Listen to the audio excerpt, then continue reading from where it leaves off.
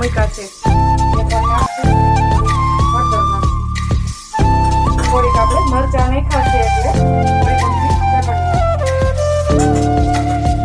એક ઘૂંટડા જેટલું પાણી નાખવું. પછી આપણે આને સરસ ચડવા દઈશું.